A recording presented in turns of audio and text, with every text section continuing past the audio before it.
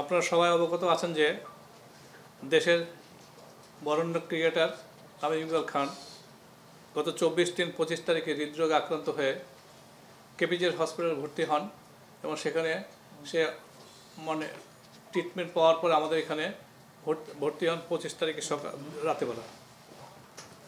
আল্লাহর রহমতে উনি পৃথিবীর সবচেয়ে বেস্ট ট্রিটমেন্ট পেয়ে আমাদের মাঝে ফিরে আসছেন।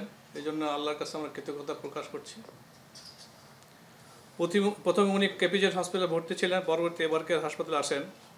আমরা তার শারীরিক অবস্থা পর্যবেক্ষণ করে আজ মেডিকেল কোর্ট ডিসিশন নিলাম ওনাকে বাড়ি ডিসচার্জ দেওয়ার জন্যে, বাড়ি পাঠানোর জন্যে with some medication, lifestyle medication, medicine and কিছু রিহ্যাবিলিটেশন প্রোগ্রাম দিয়ে।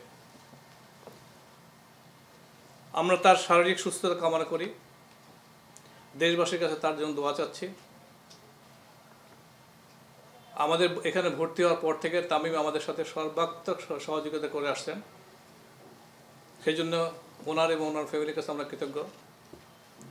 আশা করি উনি দ্রুতই আবার ক্রিকেটে ফিরে যাবেন।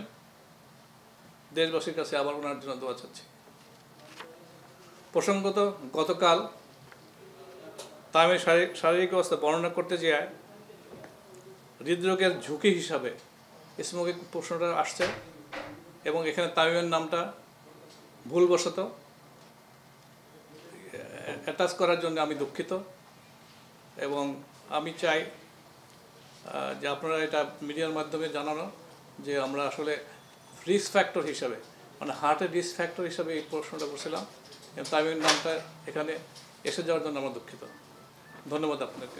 আমরা আসলেও গতকাল যখন বক্তব্যের সময় ধূমপানের বিষয়টি আসে, সে এই বিষয়টিতে আমরা বুঝতে পেরেছি যে এটা তামিম ইকবাল ভাইয়ের ব্যক্তিগত, তার পারিবারিক, সামাজিক এবং পেশাগত জীবনে হয়তো বিরূপ প্রতিক্রিয়া ফেলেছে।